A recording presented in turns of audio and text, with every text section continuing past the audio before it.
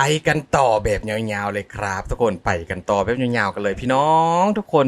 ทักทายสบายดีเด้อสวัสดีพ่อแม่พี่น้องทางเมืองไทยแล้วก็พี่น้องคนไทยที่ว่าอยู่ต่างประเทศเดนะทุกคนหลายๆประเทศที่เข้ามาชมคลิปข้องคุณพิมพ์ในวันนี้ทุกคนข้อไปกันต่อข้อยาวกันต่อไปเลยก็คือเรื่องข้องการสร้างถนนสายแดนล่าสุดกับสถานที่ใหม่ๆที่สำคัญใหม่ๆของเมืองไทยของทหารสร้างนะทุกคนมื้อนี้ก็บ่พิมพ์ก็เอาคลิปหลายๆจุดมาให้ทุกคนได้เบิ่งทุกคนเห็นแล้วก็รู้สึกว่าดีใจหลายนะที่ว่า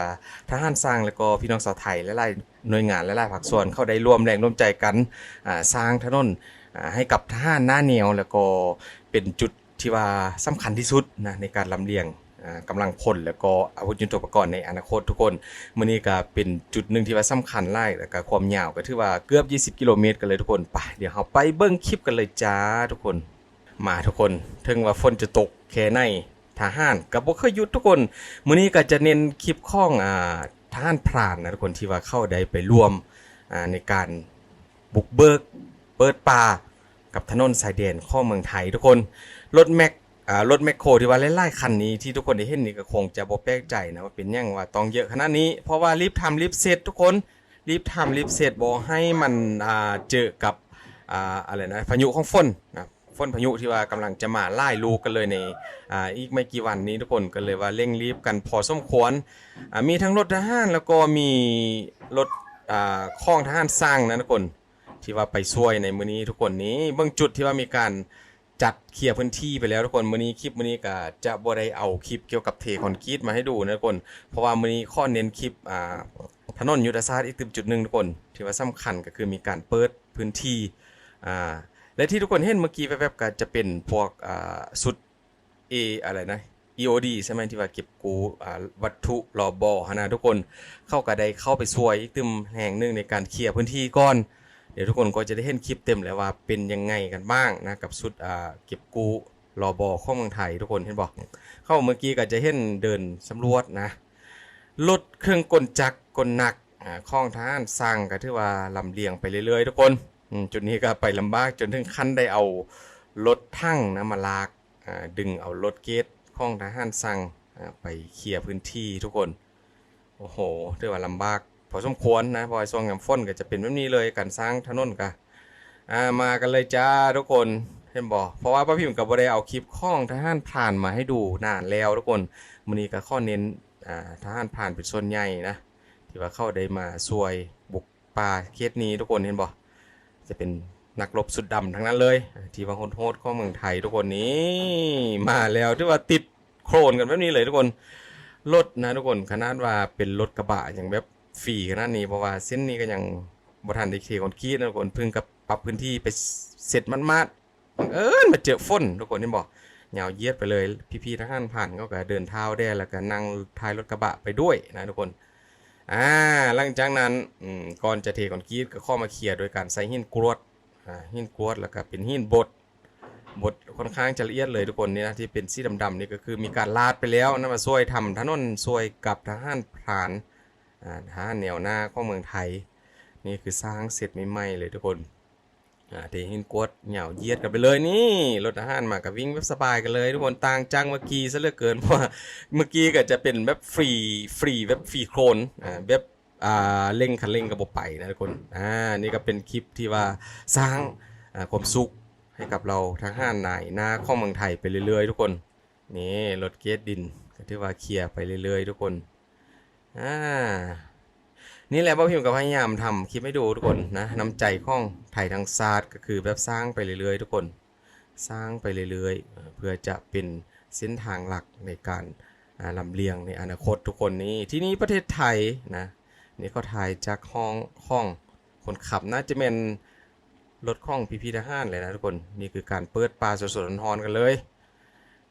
ถนนเส้นนี้ก็ยาวประมาณสัก15กิโลเมตรนะทุกคน15กิโลถือว่ายาวกันเลยนะตอนนี้ก็เปิดกันน่าจะเสร็จแล้วแหละต่อไปก็คงจะเป็นการรอทางขยายทางออกอีกนิดหน่อยแล้วก็เคลียร์พื้นที่เตรียมพร้อมที่จะเอารถเทคอนกรีตเข้าไปทุกคนเห็นปะ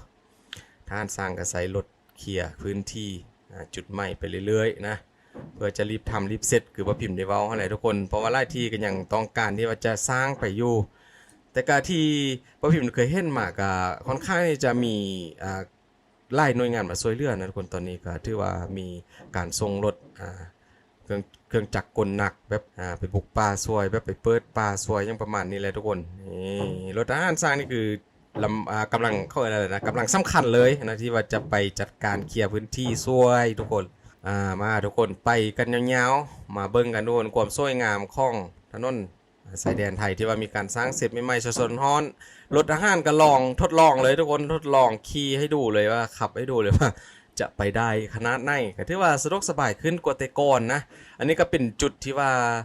อาจจะเป็นถนนเก่าที่ว่าเคยใช้ผ่านทางมาแล้วแหละทุกคนนะแต่ว่ามื้อนี้ก็มีการเคลียร์พื้นที่ให้ทหารนั้นเนี่ยเข้าได้ขับรถทหารไปแบบเดินทางได้สะดวกยิ่งขึ้นนะประมาณนั้นแหละที่ว่ามีการลำเลียงอาวุธยุทโธปกรณ์แล้วก็กำลังพลนะครับพร้อมกับอาหารข้าวสารอาหารแห้งเพื่อจะไปสู่แนวหน้า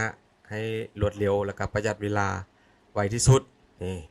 พื้นที่ก็ปรับสดๆร้อนๆเลยทุกคนไม่ไหม้กันเลยนะบางที่ก็ดินก็ยังบ่ทันได้เคลียร์แต่ว่ารถทหารก็ข้อทดสอบก่อนก็ถือว่าไปได้สบายทุกคนนี่ยังไงก็แล้วแต่ทุกคนวันนี้บ่มีก็ได้ยินข่าวว่ามีการปะทะกันนิดหน่อยอยู่ที่บริเวณแนวชายแดนนะจะได้ก็ขอให้พี่ๆทหารแนวหน้าของเมืองไทยทุกคนจงปลอดภัยแล้วก็ระมัดระวังตัวนะเพราะว่าอาจจะมีอะไรที่แบบหายแห้งกว่านั้นนะในอนาคตเรากับโบเน่ก็เนี่ยก็ให้มีสติมาดูกันทุกคนสุดAOD มันบอกที่ว่าเมืองไทยเรียกเป็นสุดเก็บกู้รอบอนะทุกคนเข้ากันได้เอาสุนัขเก็บกู้รอบอนี่แหละเป็นสุนัขข้องตำรวจมากวดข้องทหารมาตรวจดูว่าจุดไหนมีรอบอระเบิดบางนะทุกคนก็จะเอาเจ้าหน้าที่ทำการเก็บกู้เพราะว่านี่คือแบบเขาบอกว่าเป็นจุดที่ว่าผ่านสนามรบเก่านะทุกคนจุดที่ว่ามีการเปิดป่าสร้างถนนไปนี่นะก็คือค่อนข้างที่จะมีรอบอเยอะกันเลยว่าพิมพ์ไปเห็นคลิปมาก็ค่อนข้างที่ตกใจทุกคนนี่มีทางทหารพรานนะที่ว่ามาช่วยแล้วก็ตำรวจตสดนี่เอารถข้องตำรวจตสดบอกทุกคนมาเลยลุยเองบุกเอง พื้นที่ใหม่ๆก็จะเป็นแบบนี้ทุกคนเพราะว่าปรับให้พึ่งกระเสร็จแล้วก็บังเอิญนะมีฝนตกลงมาอยากให้ถนนลื่นแล้วก็รถก็ขึ้นก็ค่อนข้างจะยากพี่ทหารก็ได้เดินเท้าตำรวจตสดก็ได้เดินเท้าเอาเพียงแค่รถกระบะขึ้นแบบเปล่าๆกันเลยเดี๋ยวก็จะได้เห็นกันตรวจทุกคนตรวจดูวัตถุรอบอนะนี่เต็มสุดกันเลยนะอันนี้ก็จะเป็นการแบบไปตรวจก่อนลวงหน้านะทุกคนจุดไหนที่แบบจะมีถนนผ่านเจ้าหน้าที่เพิ่นก็จะไปตรวจ5วัตถุรอบอระเบิดนะไปเคลียร์ให้ก่อนที่ว่าจะเอาเครื่องจักรหนักลงไปเพราะว่ากลัวจะอาจจะมีการปะทะแล้วก็เกิดรอบอขึ้น เปิดไปเลยทุกคนนี่เดินเท้ากันเลยนะอันนี้เขาเรียกว่าตำรวจตสดใช่ไหมทุกคนนี่ไปแล้วทุกคนไปกันแล้วจุดที่ว่ารถแมคโครจอดนั้นเข้าอาจจะเจอรอบอนะคนแล้วก็เรียกเจ้าหน้าที่ไปดูนี่เจ้าหน้าที่ก็ใส่อุปกรณ์ในการตรวจสอบเป็นบอกเครื่องสแกนวัตถุโลหะเคลียร์ให้กับรถแมคโครเพราะว่าน่าจะไปเจอสักอย่างปิดท้ายทุกคนมาต่อกันตอนนี้กับหมอกหน้าทึบกันเลยเขาเรียกว่าหมอกฝนบ่หมอกตอนเช้านะทะเลหมอกตอนเช้ากับปกคลุมไปทั่วอันนี้คือถนนข้องภูมะเขือทุกคนที่ว่าสร้างเสร็จใหม่ๆสดๆร้อนๆหมอกหน้าสุดๆทุกคนแล้วคลิปต่อไปทุกคนก็จะได้เห็นความสิวข้องพี่ทหารเขายืนจิบกาแฟทุกคนโอ้โหจิบกาแฟบนยอดภูมะเขืออยู่กับกำแพงบนยอดภูมะเขือเพิ่งสร้างเสร็จทุกคนพี่เขาก็ถ่ายคลิปให้ดูโคตรซิวนะบรรยากาศดีแหงผู้ใดพร้อมที่ว่าจะไปจิบกาแฟอยู่บนยอดภูมะเขือในช่วงบรรยากาศตอนเช้าก็อย่าลืมเตรียมวางแผนไว้ก็แล้วกันนะทุกคนนี้บอกเลยว่าบ่เห็นเลยนะคนต้นไม้ปกติก็จะเห็นท้องฟ้าเปิดจะเห็นต้นไม้ด้านล่างเยอะแต่นี่คือแบบปกคลุมไปด้วยหมอกหน้าทึบจิบกาแฟเย็นๆอุ่นๆ ตอนเช้าบอกเลยว่าสิวสุดๆทุกคนประมาณนี้ทุกคนอัปเดตล่าสุดกับการสร้างถนนแนวชายแดนของเมืองไทยและหลายที่และหลายแห่งที่ป้าพิมพ์ไว้เบิ่งมื้อนี้ก็ค่อนข้างที่ว่าจะหลายจุดกันเลยพร้อมกับการทำงานและหลายหน่วยงานที่ว่ามีการมา